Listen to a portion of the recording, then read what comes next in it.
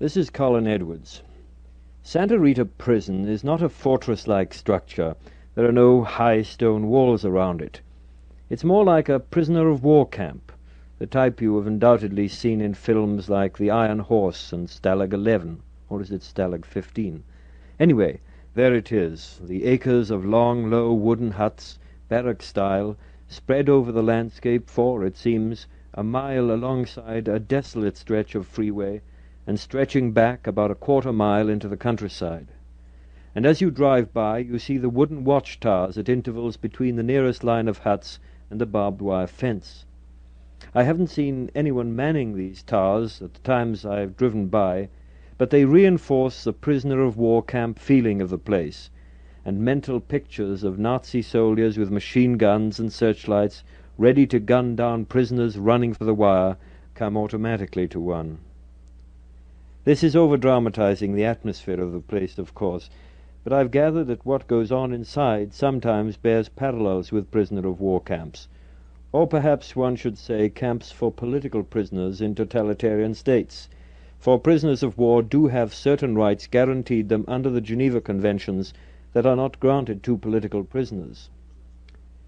It was to see 3 of the prisoners at Santa Rita, Joan Baez, her mother, and Ira Sanpo, incarcerated there for 45 days for their non-violent sit-in at the Oakland Induction Center late last month, that a very distinguished visitor appeared on Sunday afternoon, January 14th, a day of heavy, low, grey clouds and scatterings of rain.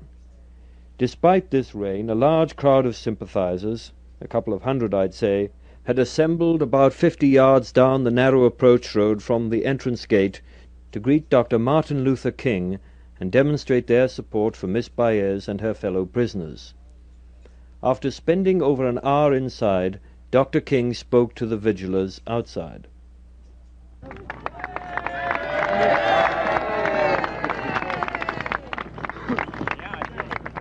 Let me say how happy I am to see each of you here today, and I want to commend you for your willingness to engage in this vigil and stand in the midst of this rather inclement weather to express your support for all of those who have been arrested as a result of their courageous actions resisting the tragic, unfair, and unjust draft system of our nation.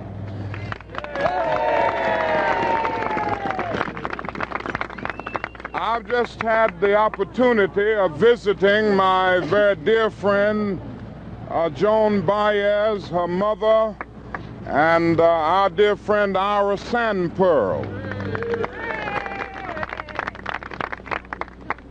And they all send their greetings and their best wishes to you. And I might say they are in good spirits. You know, when you go to jail for a righteous cause, you can accept the inconveniences of jail with a kind of inner sense of calm and an inner sense of peace.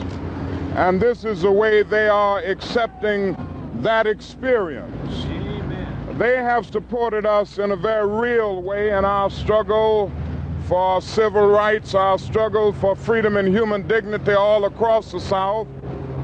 And I decided that in a way, or rather as an expression of my appreciation for what they are doing for the peace movement and for what they have done for the civil rights movement, I would take time out of my schedule to come out to see them, to visit them, and let them know that they have our absolute support.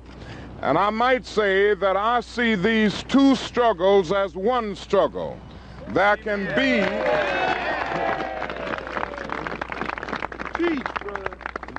be no justice without peace, and there can be no peace without justice.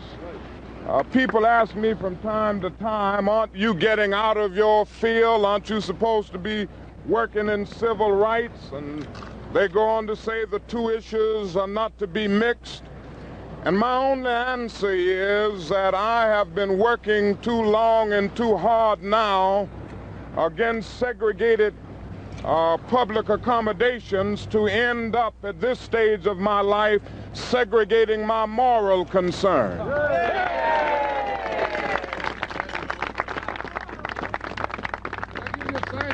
For I believe absolutely that justice is indivisible, and injustice anywhere is a threat to justice everywhere.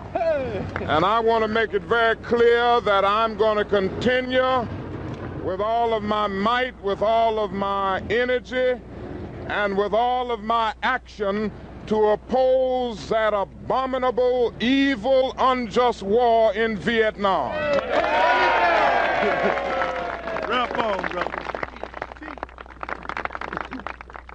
Now let me say this. I see some very dangerous trends developing in our country. Trends of oppression and repression and suppression. And I see a definite move on the part of the government to go all out now to silence dissenters and to try to crush the draft resistance movement. Now, we cannot allow this to happen, and we've got to make it clear. We've got to make it clear that to indict a Dr. Spock or to indict a Bill Coffin and the other courageous souls that have been indicted will mean indicting all of us if they think that this draft resistance movement is going to be stopped. There you go. Talk a little while. And let us continue to work passionately and unrelentingly to end this cruel and senseless war in Vietnam. I don't have to go through all of the things that this war is doing to corrode the values of our nation. Suffice it to say that the war in Vietnam has all but torn up the Geneva Accord. It has strengthened the military-industrial complex of our nation. It has exacerbated the tensions between continents and races. And the war in Vietnam has placed our country in the position of being against the self-determination of the Vietnamese people. And then it has played havoc with our domestic destinies. And I can never forget the fact that we spend about $500,000 to kill every enemy soldier in Vietnam, and we spend only about $53 a year for every individual who is categorized as poverty-stricken in our so-called war against poverty, which isn't even a good skirmish against poverty. And I say that there is a great need for a revolution of values. And I say to you in conclusion, that we must continue to stand up, and we must continue to follow the dictates of our conscience, even if that means breaking unjust laws.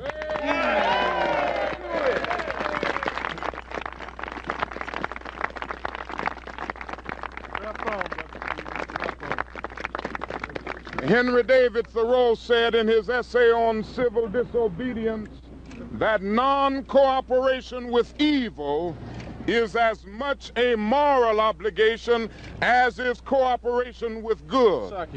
And I do not plan to cooperate with evil at any point. Somebody said to me not too long ago, Dr. King, don't you think you're hurting your leadership by taking a stand against the war in Vietnam? Aren't people who once respected you going to lose respect for you? And aren't you hurting the budget of your organization? And I had to look at that person and say, I'm sorry, sir, you don't know me wrong, by looking at the budget of the Southern Christian Leadership Conference or by taking a Gallup poll of the majority opinion. Ultimately, a genuine leader is not a searcher for consensus, but he's a molder of consensus. And on some positions, cowardice asks the question, is it safe? Expediency asks the question, is it politic? Vanity asks the question, is it popular? But conscience asks the question, is it right? And there comes a time when one must take a position that is neither safe, nor politic, nor popular, but he must do it because conscience tells him it is right. And that is where I stand today, and that is where I hope you will continue to stand, so that we can speed up the day when justice will roll down like waters all over the world, and righteousness like a mighty stream. And we will speed up the day when men will beat their swords into plowshares and their spears into pruning hooks, and nations will not rise up against nations, neither will they study war anymore. And I close by saying, as we sing it in the old Negro spiritual, I ain't gonna study war no more. Could you tell us about your visit with Miss Baez? King for president.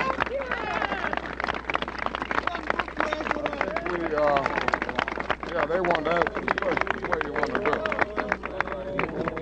Miss King, to find out something about his visit with Joan Baez. We had a very... Can you hear? I mean, Yeah, can that yeah. go through in the music?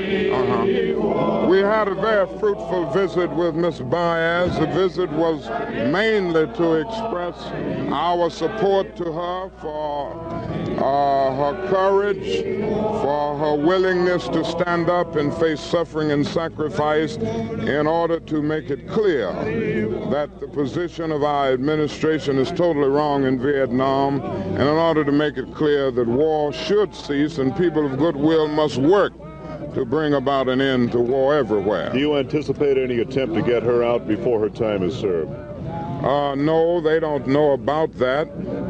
They are supposed to be getting out on the 2nd of February, I think they said, and they have no knowledge of any attempt to get her out any earlier than that. Dr. King, could you explain what you're quoted as saying, that you're now for escalated nonviolence? What did you mean by that? Well, I made it very clear that the anger of our ghettos is very extensive, the bitterness is very deep, and in order to give that understandable anger a kind of creative and constructive channel of expression, we've got to escalate nonviolence to the point that we make it much more militant, much more demanding, and much more insistent, even if it takes on the dimensions of civil disobedience. I feel that nonviolence must now be strong enough to be an alternative to riots on the one hand, but also an alternative to timid supplications for justice on the other. Dr. King, will you clarify once and for all the reported statement that you have said that Adam Clayton Powell is the only man who can now save the nation? Well, I tell you, there's so much confusion about what Mr. Powell said concerning my statements to him and my visit with him, that I would rather not make a comment until I've talked with him, because the press has reported certain things attributed to Mr. Powell that I never said to him, and I don't want to get in a public debate with him about what I said to him. I'd rather talk with him about that privately. Well, in your version, what is your version of this conversation? Did you say anything like that to him? I don't know anything about any statement like that made to Mr. Powell. What did you say, sir? Oh, we talked about many things. I was there to get a few days rest and spent a good deal of my time in Bimini talking with Mr. Powell. I didn't go there for that specific purpose, but after getting there and running into him, I did talk with him a good deal. We talked about the movement. We talked about, and I mean the civil rights movement. We talked about his unjust dismissal from Congress, and I do think that was a grave injustice, not only a slap in the face of Mr. Powell, but to Negro people generally.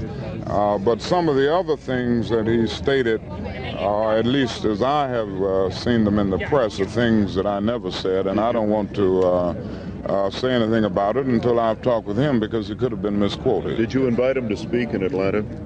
Yes, we did talk about that.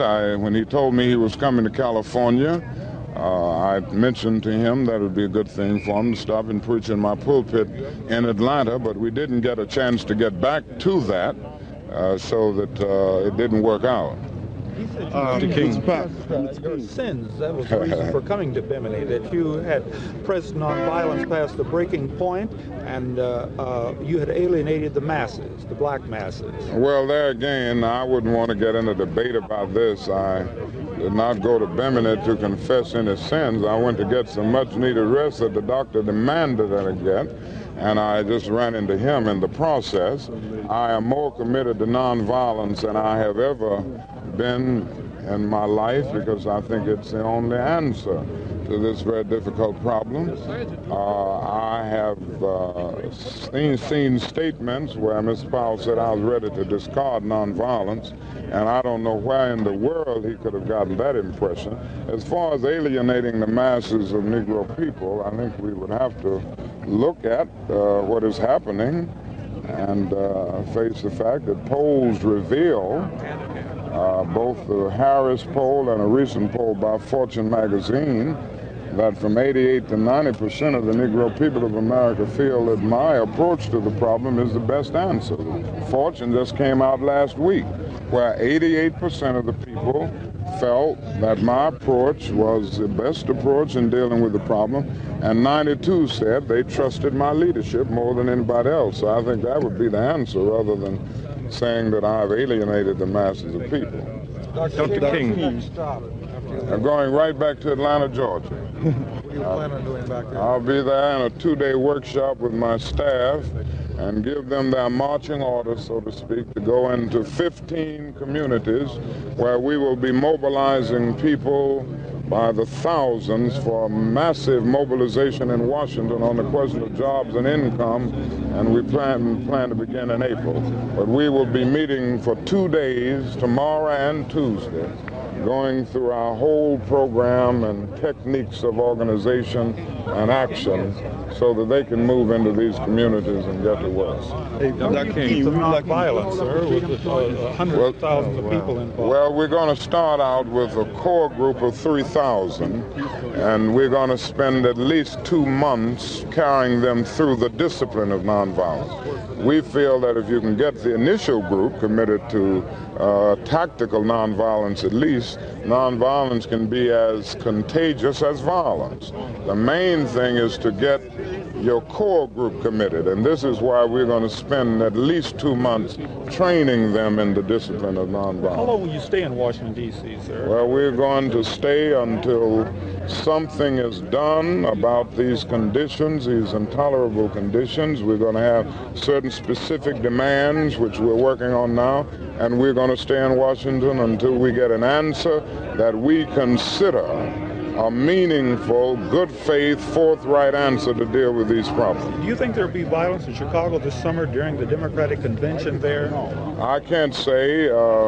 There are groups speaking of having demonstrations around the convention, which I think is a good idea, but I haven't had a chance to meet with any of the groups so far, and I would hope that the demonstrations will be large, numerically strong in order to be effective, but I would also hope that they would be nonviolent in character. Do you intend to make a statement about Mr. Harris, of Stanford, who intends to refuse to be inducted in the draft Wednesday, Dr. King? I'm not aware of that. I would have to look into that. Is he a student or a faculty? He was a student by the president of Stanford, and he resigned to organize a group that I was telling you about, the resistance. I see. To cooperate with selective service. Well, certainly I always support this kind of act of conscience. I have strongly endorsed, I have strongly encouraged young men who come to me for advice to refuse to be drafted and be conscientious objectors if they feel that this war is unjust, as I happen to feel. What was the reaction of the people inside the prison about that? You mean Ms. Baez? Or? Did you talk to Ms. Baez? Yes, I talked to both Ms. Baez and Mrs. Baez's mother. and to Joan, Ira Sandpearl. And as I said, their spirits are very high. They feel that they are where the... David Harris is joining Dr. King here now. David. They do not feel that they are doing anything wrong, and consequently they feel that the jail experience is just an expression of their witness. They made that very clear. We're going to do that. Against the war. Will they join you in Washington? Well, I'm sure they will. They've already been in some discussions with us on it, and I'm sure we'll have their support both morally and physically in Washington. Mr. King, I'm sorry, we have a Harris. meeting in... Just a minute, yeah. David Harris. This is Mr. Harris. So glad to meet you. Oh, yes. You could make it Wednesday morning if you're still out here. Oh, I'm so sorry. We've got to leave shortly for Atlanta. I have a 2-day meeting there. But you know I'll be with you in my moral support and my concern. And I appreciate your courage. All right, give my love to everyone in Atlanta. You know Bob Brown there at Stanford? He's a very good friend of mine. He's doing Mr. King, good would things. you advise me to burn my draft card? I feel that what do you feel about the war in Vietnam, the war in general? Well, I feel that you should definitely, if you feel that it's unjust, that you should definitely refuse to serve. And I think Dr. King, just before you leave, only following would you like to hold an old friend? Oh, yes, Could you hold it Yeah. up?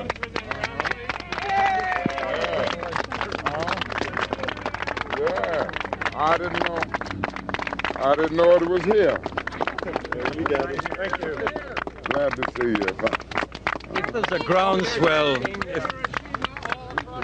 Yes, I know. if there's a great groundswell of sentiment for you to run for... I'm sorry, I couldn't get that question in. Dr. King has to leave. He's gotten into the car and is now driving away, but he did meet David Harris, and he held the Hiroshima peace torch. That informal press conference got rather far away from the object of the vigil and of Dr. King's visit, that is, moral support for the pacifists held in Santa Rita. So let me bring you now a recording I made earlier that afternoon with Paula Bluder, one of the many people, beside Dr. King, who went in hoping to see friends among the imprisoned anti-war demonstrators. What's the situation? Is everyone able to see visitors? On the women's side, the visits are going as normal. But those of us who went to visit people on the men's side stood in line for an hour and then were finally told that the male demonstrators would not be allowed visitors today. Not even those on the approved list? That's correct, that nobody would. In actual fact, about 3 or 4 people did get in, apparently by mistake when they got the cards confused. But the official answer, if there was one, was that the people who really have to decide this aren't here today, but that the men haven't really been very cooperative, and so we're not going to let them have their visitors today. So they were punished today, in a way. I don't know They were really what restricted happened. from this privilege of receiving visitors. Well, they haven't had any visiting privileges at all before, but when the main portion of the demonstrators were taken out, finished their sentences, they moved the men who were left into Greystone, which is the maximum security area, in which men traditionally get regular male privileges and visiting privileges. They're simply locked up 2 in a cell all the time. All the demonstrators who remain now are in Greystone, are they then? I think that Including that's true. Mr. Sandpearl. Yes, that's true. I know Ira's in, and I think that all of the demonstrators, with perhaps 1 or 2 exceptions, were moved into the maximum security area. That was Paula Bluder outside the entrance gate to Santa Rita, Sunday afternoon, January 14th. And this is Colin Edwards.